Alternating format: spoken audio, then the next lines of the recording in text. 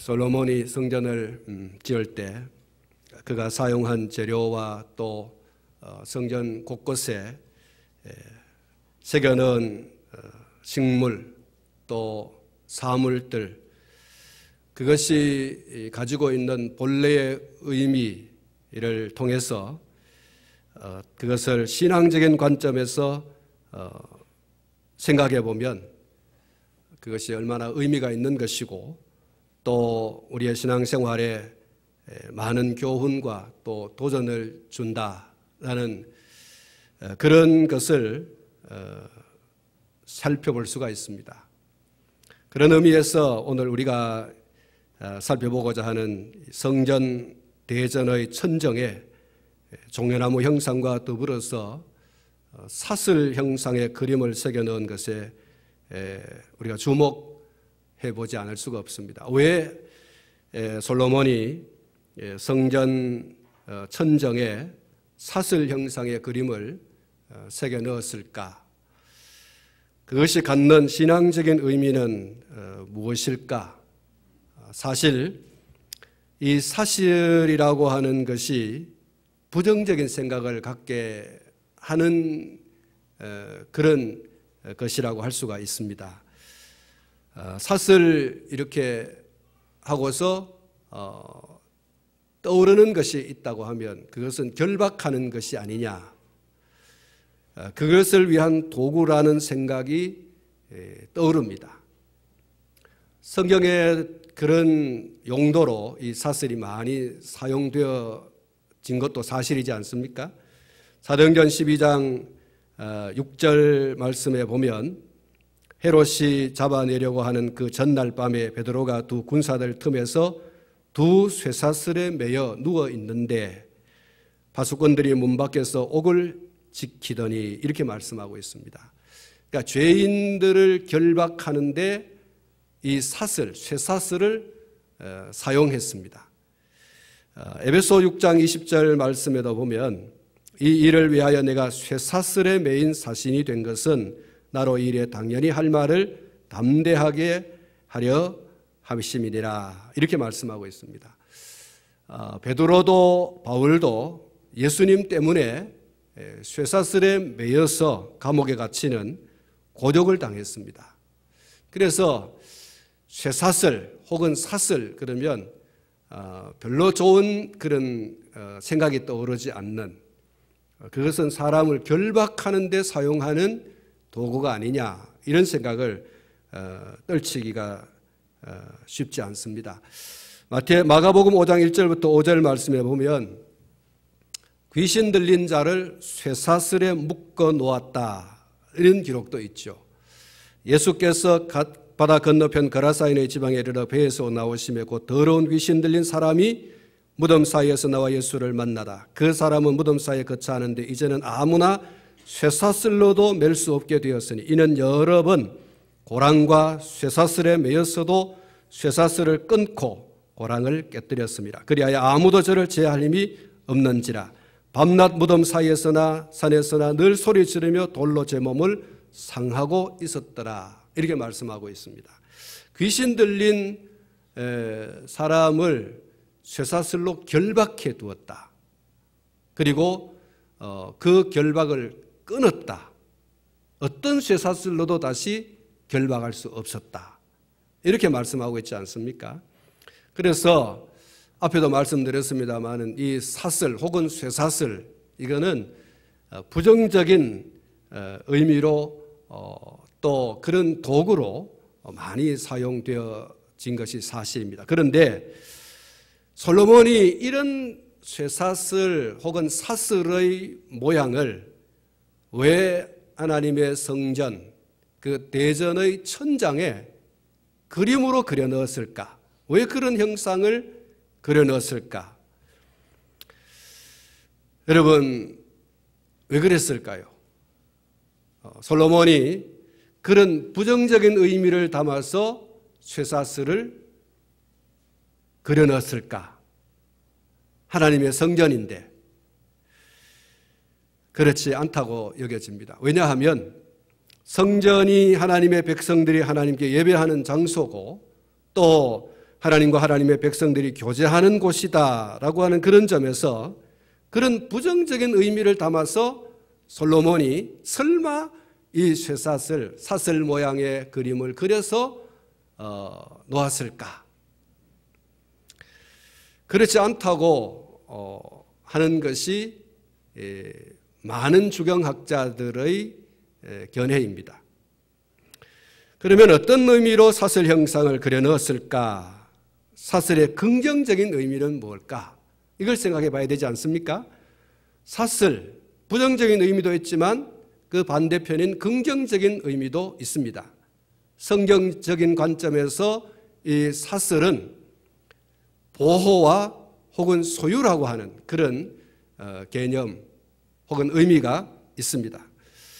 물건을 싣고 물건을 떨어지지 않게 하기 위해서 사슬 혹은 쇠사슬로 묶는, 또 흔히 우리가 그 눈길에 차가 미끄러지지 않기 위해서 그 타이어에 체인을 감지 않습니까? 그 체인, 영어로는 체인이지만 한글로 번역하면 사슬이죠.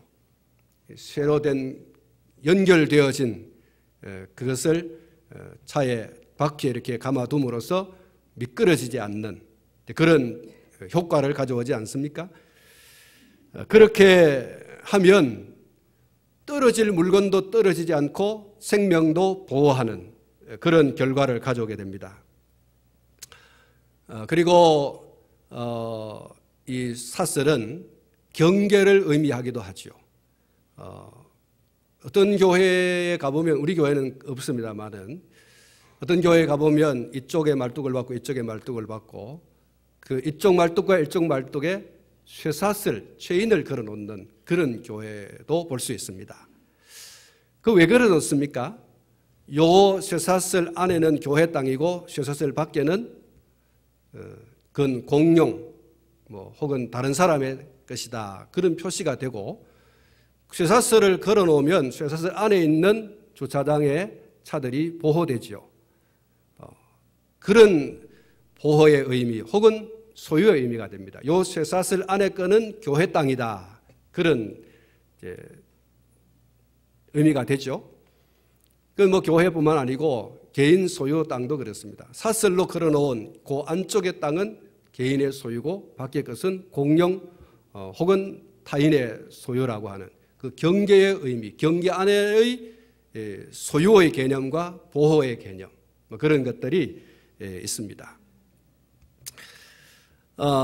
자기 소유를 지키기 위한 적극적인 행위, 그것이 바로 쇠사슬을 걸어서 표시를 하는 것입니다.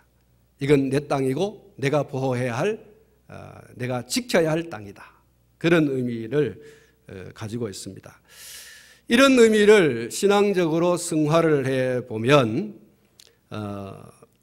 솔로몬의 신앙의 깊이가 어떠한가, 왜 성전 대전의 천장에 사슬 모양의 그런 형상을, 그림을 그려 넣었을까 하는 것을 생각해 볼 수 있습니다.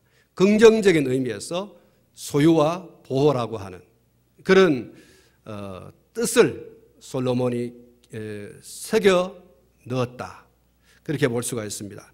솔로몬은 이 사슬 형상의 그림을 통해서 자기 자신의 신앙 고백과 또 동시에 이스라엘 백성 공동체의 신앙 고백이 그 그림을 통해서 드러나고, 또 험악한 세상을 살아가면서 나는 하나님의 소유, 한번 따라 하십시다. 나는 하나님의 소유, 나는 하나님의 소유. 여러분, 나는 하나님의 소유다. 그렇기 때문에 하나님이 보호하여 주신다. 세상이 얼마나 여러분 험악합니까? 얼마나 질곡이 많습니까? 빠르게 부는 바람과 무섭게 소용돌이치는 큰 물결이 언제 어느 때에 닥쳐올지 아무도 모르는 그런 곳에 우리가 살고 있습니다. 그곳이 바로 세상이지 않습니까?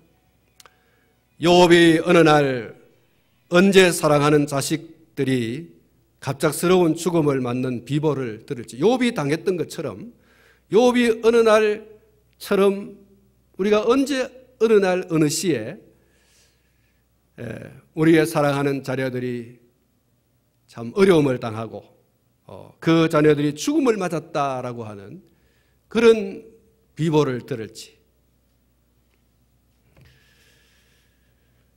언제 내 소유라고 여겨오던 것들이 악한 사람들에 의해서 빼앗기고 그 많던 재산이 천재지변으로 인해서 무너지고 부서지고 흔적도 없이 사라질지, 언제 몹쓸 병에 걸려서 육신이 시달리게 될지, 언제 그토록 믿었던 사람에게서 뒤통수를 맞는 어처구니 없는 일을 당하게 될지 아무도 알 수 없는 거죠. 욥이 당한 일입니다. 욥이 어느 날 갑자기 자식들이 대풍이 불어가지고 그 대풍에 의해서 죽음을 당하고 자기 종들이 노략질을 당하는 사람들에 의해서 죽임을 당하고 또 끌려가기도 하고 자기의 그 많던 재산들이 그런 천재지변으로 인해서 다 잃어버리게 되고 자기와 자기의 사랑하는 그 아내는 자기의 질병이 들린 그 모습을 보고 차라리 죽어버려라 이렇게 이야기할 정도로 정말 온 몸과 마음과 영혼까지 막 떨리는 말이죠. 이런 참혹한 일을 욥이 당했지 않습니까? 이것은 욥에게만 있는 게 아니고 오늘 저와 여러분들에게도 어느 날 갑자기 일어날 수 있는 그런 일들이죠. 여러분, 우리 가운데 질병에 시달리시는 분들, 또 사랑하는 자녀를 앞세우신 분들, 이런 여러 가지 인생의 그런 질곡이 누가 그걸 원했겠어요? 누가 그때 그 장소에서 그 시간에 그런 일이 일어날 것이라고 누가 생각을 했겠어요? 여러분, 오늘 요양원에 가신 분들, 살아오면서 나는 요양원에 갈 거야, 그렇게 생각하신 분들이 과연 몇이나 되겠습니까? 간다고 하시는 분도 계시지만 그것이 어느 날 자기에게 왔을 때 얼마나 처량하고 얼마나 또 괴롭겠습니까? 누가 그렇게 될 거라고 예측을 했겠어요? 내가 원하든 원치 않든 이런 일들은 얼마든지 일어날 수 있는 일이지요. 이런 세상 가운데서 천지를 창조하시고 운행하시는 주관자이신 하나님의 소유가 되고 하나님의 보호를 받는다라고 하는 그런 믿음과 확신을 가진다고 하는 것은 얼마나 안심되고 또 안전한지 모릅니다. 이 불확실한 시대를 우리가 살아가고 있지 않습니까? 이 불확실한 시대를 살아가고 있는데 우리가 든든한 동아줄을 잡고 있다면 염려와 걱정과 근심에 빠질 이유가 전혀 없는 것이고, 오늘 내 삶에 죽음이 온다 할지라도 그 죽음으로 인해서 나는 참 두렵구나, 떨리구나, 이렇게 할 이유가 없다는 거예요. 시편 91편을 보시면 내일을 알 수 없는 이 세상의 삶이지만은 그러나 얼마든지 안심하고 살아갈 수 있는 충분한 고백을 우리가 들어볼 수가 있습니다. 91장 1절부터 보면 이렇게 시작하고 있습니다. 지존자의 은밀한 곳에 거주하며 전능자의 그늘 아래에 사는 자여, 나는 여호와를 향하여 말하기를 그는 나의 피난처요 나의 요새요 내가 의뢰하는 하나님이라 하리니, 이는 그가 너를 새 사냥꾼의 올무에서와 심한 전염병에서 건지실 것이미로다. 그가 너를 그의 깃으로 덮으시리니 내가 그의 날개 아래 피하리로다. 그의 진실함은 방패와 손방패가 되시나니 너는 밤에 찾아오는 공포와 낮에 날아드는 화살과 어두울 때에 퍼지는 전염병과 밝을 때 닥쳐오는 재앙을 두려워하지 아니하리로다. 1000명이 내 왼쪽에서 10,000명이 내 오른쪽에서 엎드러지나 이 재앙이 내게 가까이 하지 못하리로다. 오직 너는 똑똑히 보리니 악인들의 보응을 내가 보리로다.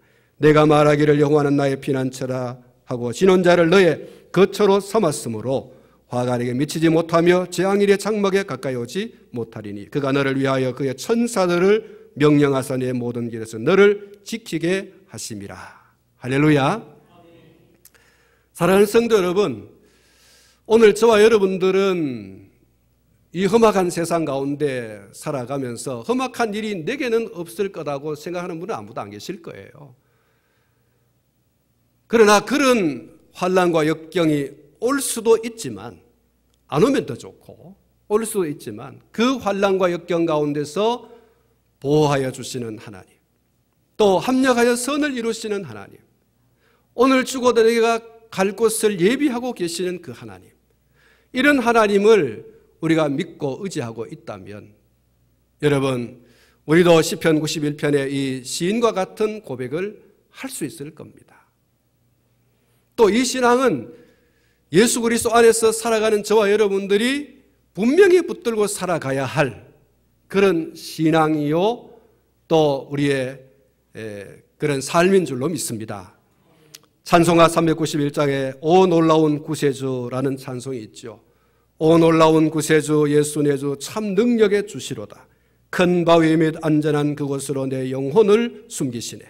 메마른 땅을 종일 걸어가도 나 피곤치 아니하며 저 위험한 곳 내가 이럴 때면 큰 바위에 숨기시고 주 손으로 덮으시네.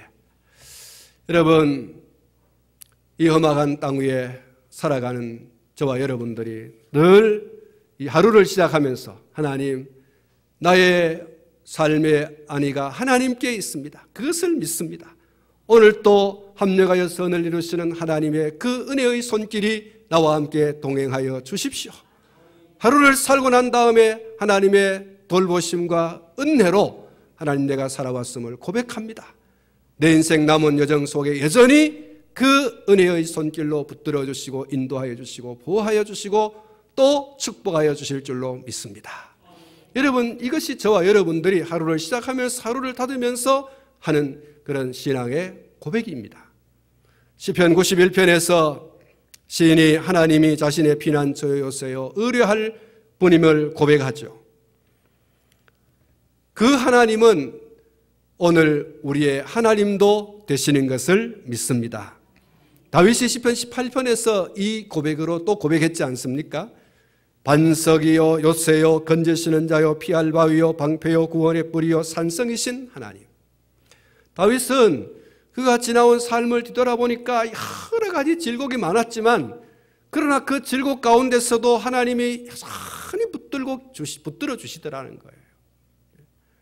하나님이 여전히 내 앞에서 내 뒤에서 내 좌우에서 나를 붙들어 주시고 인도해 주시더라. 그것을 이 시편 18편에서 절절하게 그렇게 고백을 하고 있습니다.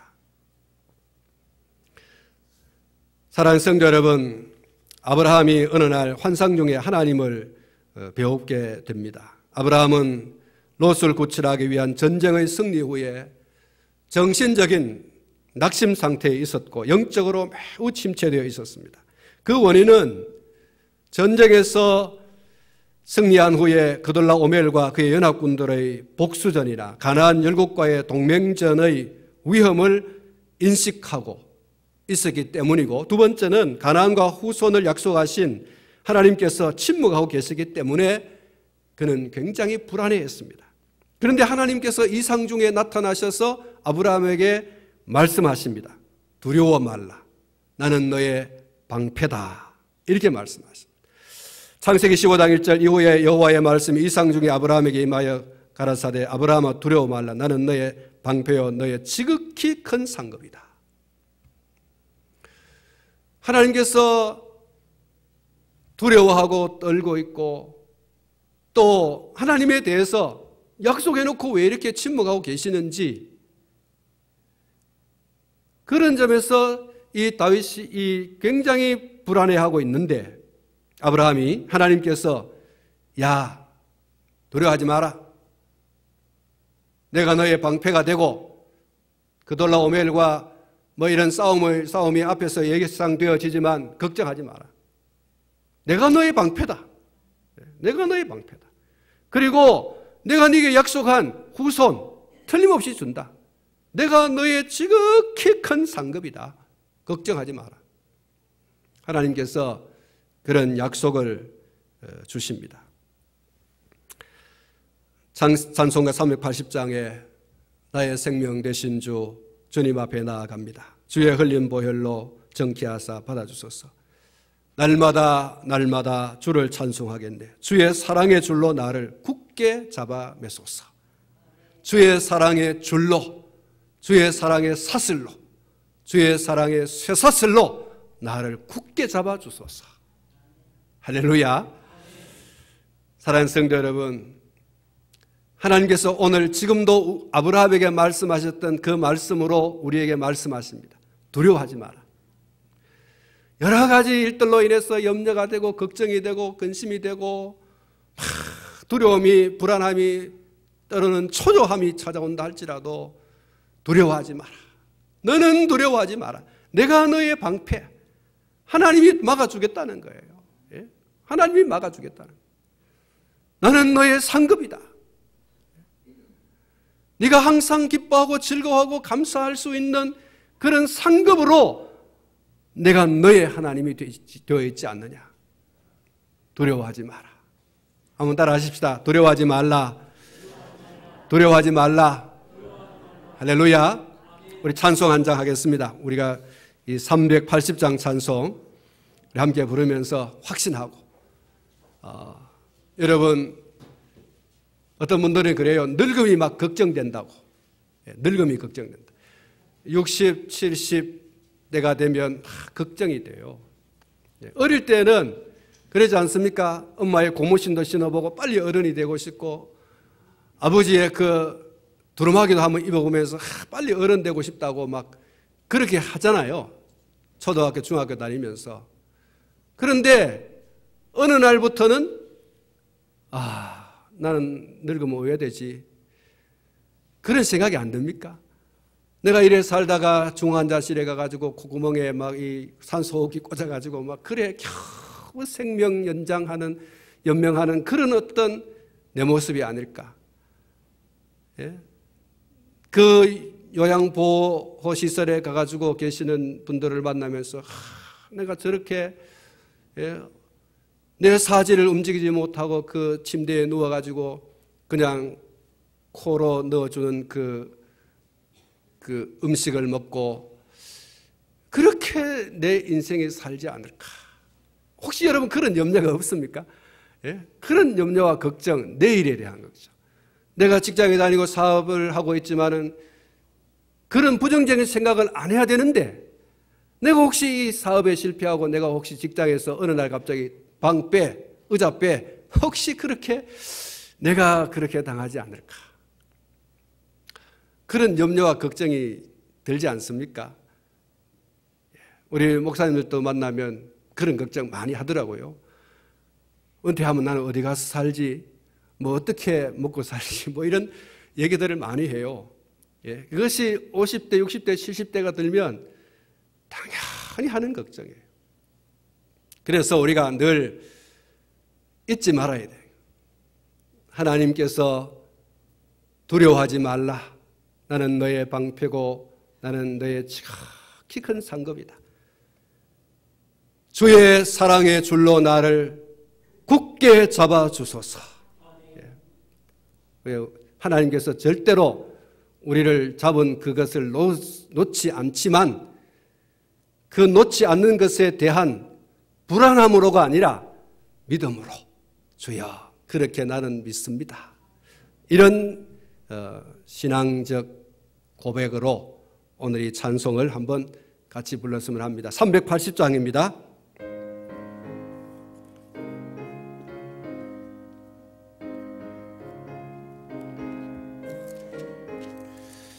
나의 생명 되신 주님 앞에 나아갑니다. 주의 흘린 보혈로 정케하사 받아주소서. 날마다 주를 찬송하겠네. 주의 사랑 줄로서 나를 굳게 잡아 매소서. 괴로운 세상 지낼 때 나를 인도하여 주소서. 주를 믿고 나가면 나의 길을 잃지 않겠네. 날마다 주를 찬송하겠네. 주의 사랑 줄로서 나를 굳게 잡아 매소서. 세상 살아갈 때에 주를 더욱 사랑합니다. 밝고 빛난 천국 나의 영혼 들어가겠네. 날마다 주를 찬송하겠네. 주의 사랑 줄로서 나를 굳게 잡아 매소서. 아멘.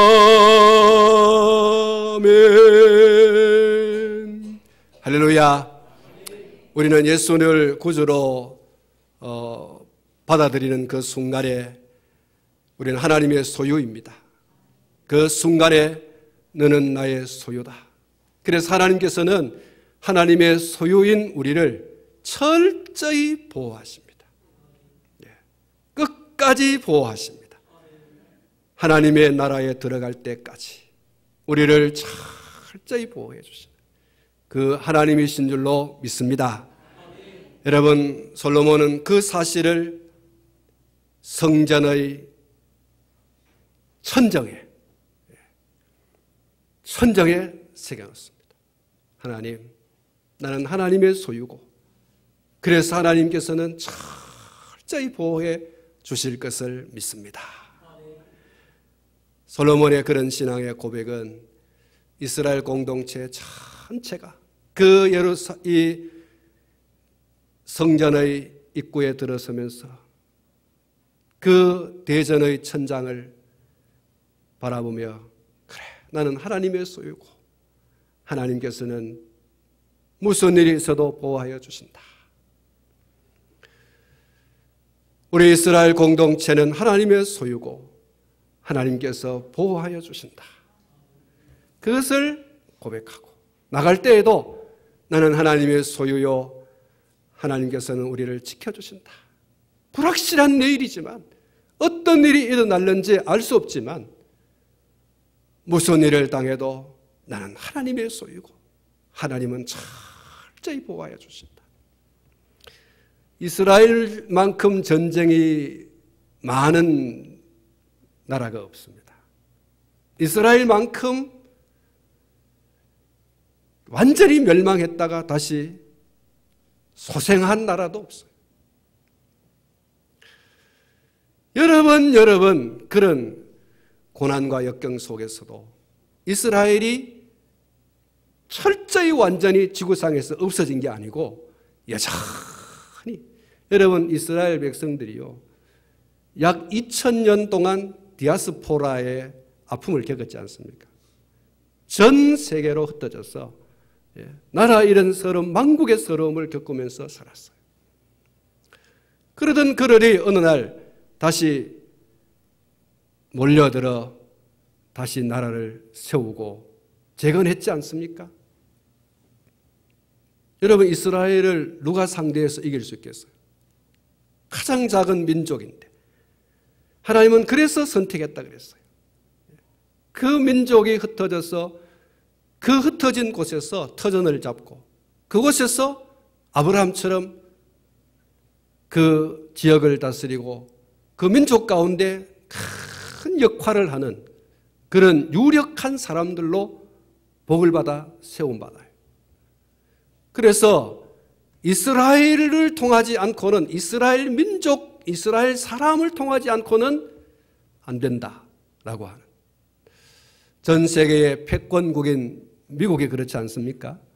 이스라엘 사람을 제외하고는 나라가 건재할 수 없을 정도로 이스라엘 사람들이 그 나라에서 이 헤드의 역할, 이스라엘이 그 중심에 서 있어요. 정치의 중심, 교육의 중심, 종교의 중심, 문화의 중심, 다 칸이 서 있어요. 그래서 여러분, 이스라엘 백성들은 어디에 흩어지든 그들의 가슴 속에 심겨져 있는, 그들의 머릿속에 심겨져 있는, 그들의 영혼 깊숙이 숨겨져 있는 한 가지 사실이 있죠. 하나님은 우리의 보호자다. 우리는 하나님의 소유다. 우리는 하나님의 소유다. 그 신명기서에 이스라엘 백성들에게 하나님께서 출애굽하고 나서 철저히 자녀 교육해라. 그 자녀 교육이 뭡니까? 하나님 신앙이에요. 철저히 하나님 중심에서 신앙생활하는 거예요. 이스라엘아, 하나님은 너희 하나님이다. 너희는 하나님의 소유다. 하나님이 너희를 지켜주신다. 그 쇠마 교육을 철저히. 그러니까 이스라엘 백성들의 그 뼛속 깊이 우리는 하나님의 소유고 하나님은 우리의 보호자다. 디아스포라 되어져서 전 세계로 흩어져 살고 있지만 남의 나라의 포로로 잡혀가서 그렇게 오랜 세월 동안 붙잡혀서 포로 생활하지만 그들 속에 식어지지 않는 하나의 뿌리, 깊은 뿌리, 뽑을 수 없는 뿌리. 하나님은 우리 하나님이다. 우리는 하나님의 소유고 하나님 우리를 보호한다. 절망하고 낙담하고 그냥 포기하는 게 아니라 그 가운데서도 꺼지지 않는 심지, 꺾지만 완전히 꺾지 아니하시고 꺼져가지만 완전히 끄지 아니하시고 다시 하나님은 일으켜 주신다. 그 하나님을 믿는 거예요. 그리고 그 믿음대로 된 줄로 믿습니다. 여러분, 사람 너무 의지하지 말고. 여러분, 시편 기자가 그렇게 말했지 않습니까? 146편에서 방백을 의지하지 마라. 인생을 의지하지 마라. 그 호흡이 끊어지면 그는 아무것도 아니다는 거예요. 아무것도 아니다. 그렇습니다. 사람이 호흡이 끊어지면요, 그날의 도모가 허사인 거예요. 잘 만리장성을 샀지만 그 만리장성의 그 모든 노력들이 하루아침에 사람이 없는데 죽어버리고 아무것도 아닌 것이 될 수 있어요. 하나님의 연대는 무궁하신 줄 믿습니다. 그 하나님을 철저히 하자. 사람 붙잡는 것은 썩은 동아줄 붙잡는 거예요. 하나님을 붙드는 생생한 동아줄을 끝까지 붙드는, 결국 이 사람이 승리하는 거죠. 솔로몬은 이 성전을 봉헌하고 난 뒤에 성전 봉헌식에서 기도하지 않습니까? 그 기도 속에 여전히 이 신앙이 스며 있어요.